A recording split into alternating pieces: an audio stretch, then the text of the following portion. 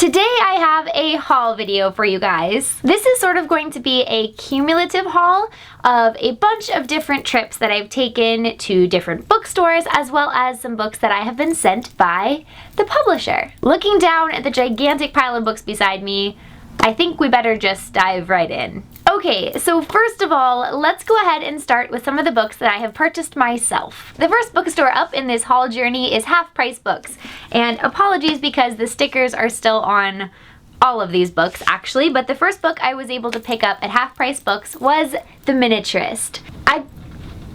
Wow, it's really starting to rain outside. Can you guys hear that?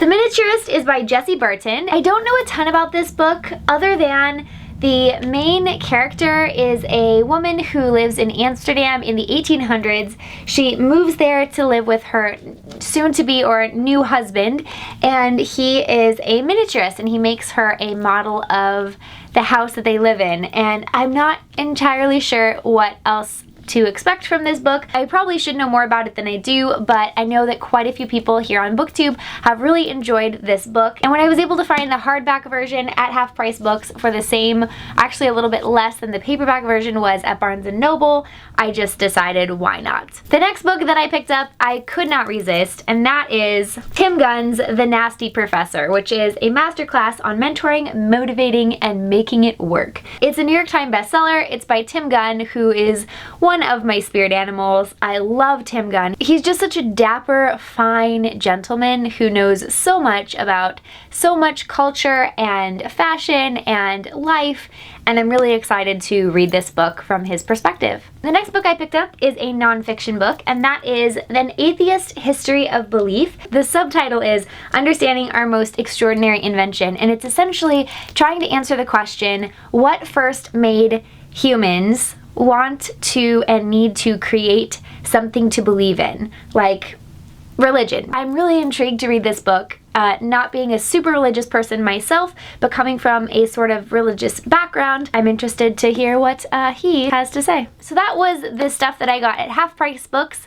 Next up is the portion of the haul where I went to my local small used bookstore. This book was just calling out to me. It is a historical fiction, and it is called Servants, A Downstairs History of Britain's 19th Century to Modern Times. I believe it's a historical fiction. Essentially, this book is based on reality. It's likened on the back cover flap to Downton Abbey, and I believe it is history, but with a lot of anecdote thrown in, and so I'm really curious to read it. I am very excited and interested in Britain in general, as well as the 19th century, so I am curious to read this book, and I just saw it on the side of a shelf and had to pick it up. Okay, you might laugh at this one, but this is a cookbook that I picked up, and it was, I believe it was $6, so not bad at all. Gluten-Free Desserts, 200 cookies, cupcakes, muffins, and more that your family will love.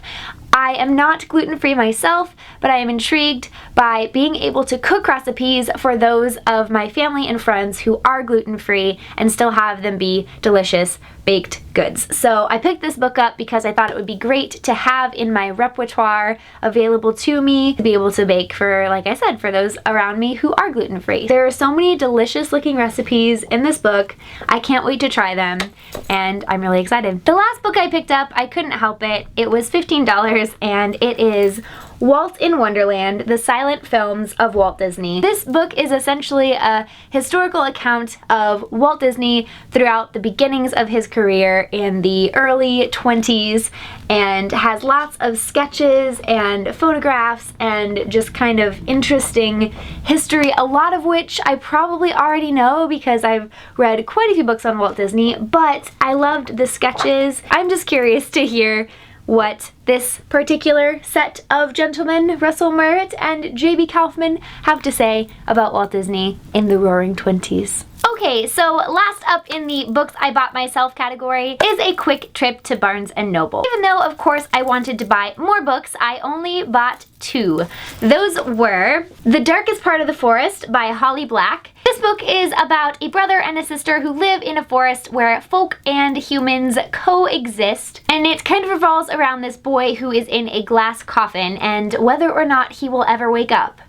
and then one day he does. Very, very, very excited to read this book. I love fantasy books as they relate to fantasy retellings of fairy tales, or fantasy where it's sort of like magical realism a little bit. I enjoy that kind of thing, and I really like just fantasy books where there's a magical element to it, I guess. And the next book that I picked up is actually a graphic novel, and that is Giant Days by Allison and Treiman and Cogar, Volume 1. This is a graphic novel, and I picked it up because I was so intrigued by the cover. I also really thought the art looked very nice on the inside, and it's essentially about 3 girls who started at university 3 weeks ago and became friends. I'm excited to read this graphic novel. I love, love, love graphic novels. Finding new and exciting ones is always fun. Alright, so now we are going to move into the part of the video where I talk about books that I got sent by their publisher, and this particular stack of books was sent to me by Penguin Teen. Okay, so first up we have The Conspiracy.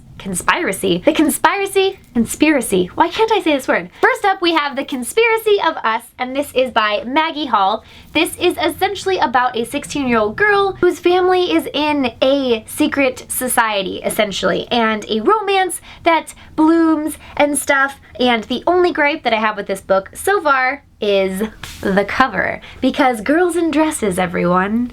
Girls in dresses. But that's okay.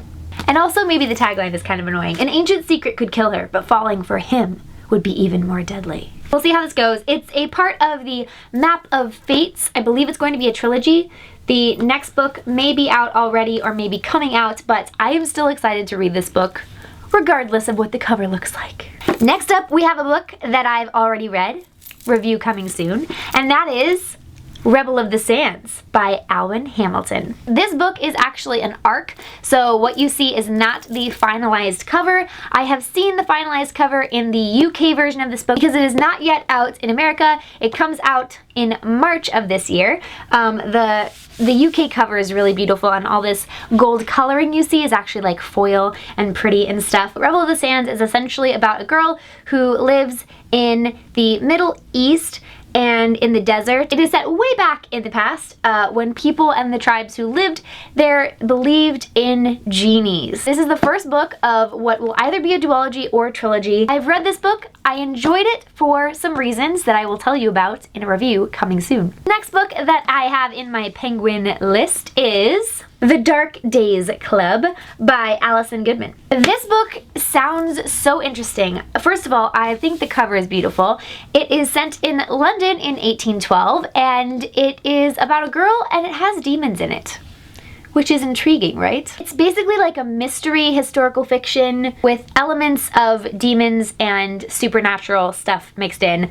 I'm excited to read this book, and the cover is beautiful. Next up, we have Where Futures End by Parker Peevyhouse. This book came out on February 9th. I haven't read it yet, unfortunately. There's time travel in this book and supernatural things again. I don't know what it was about this month, but I was super intrigued by supernatural-ish elements and plots, and this book is one of those, and it involves multiple timelines and magic and supernatural elements, and so I'm excited to read it. It doesn't look like it's a super long read, so hopefully I will be able to knock this out soon because it's already out and I want to give you guys my thoughts. Next up is The Forbidden Wish by Jessica Khoury. This book actually is out very soon. It's out on the 23rd of this month, which is very exciting.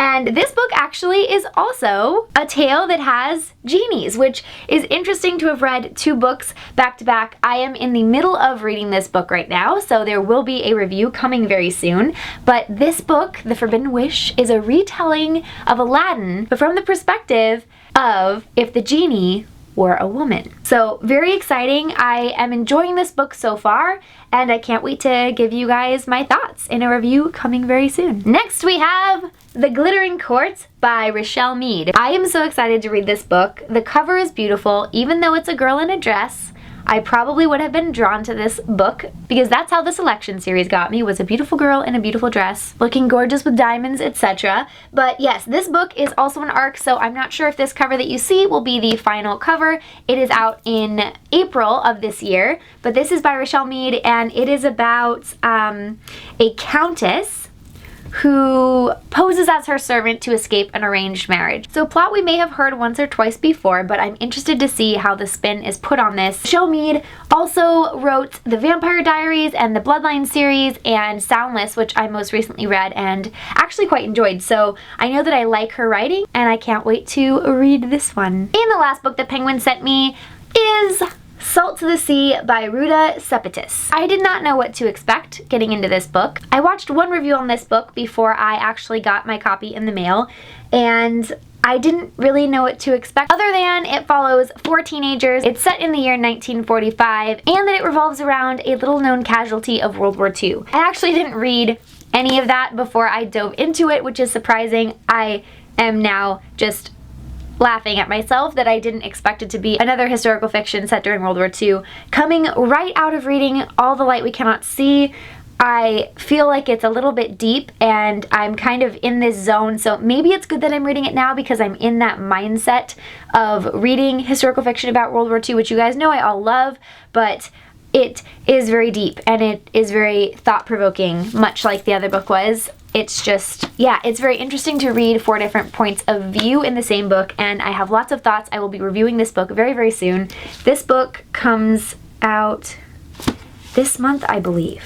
I'm pretty sure this book is out this month, but I don't know the date. This is not an ARC, this is the final cover, so I'm pretty sure if I remember right, this book is out this month. Okay, you guys, well, there you have it. That is my pretty gigantic book haul for the month of February. A couple of the books that I showed you that I purchased myself were purchased in January, but towards the end of January, so I thought it counted, and that's, I guess, what I've got. There's a lot of books here, so I have a lot of stuff to read, and I can't wait to. I have read a couple of them, I'm halfway through a couple of the others, and I'm just making progress where I can. Please leave a comment down below if there are any books you would like me to do a review on stat, and I will do what I can. I'm trying to be so diligent about keeping to my goal this year of reviewing as many books on my channel as possible. I really enjoy making review videos, and I hope you guys also enjoy watching them because I know I like watching other people's review videos. Thank you all so much for watching, and I will see you all in my next video. Bye! I'm fairly certain that this is going to be my favorite read of 2016. All the Light We Cannot See is an adult G20, and I absolutely love this stuff. I actually have been pairing these two together.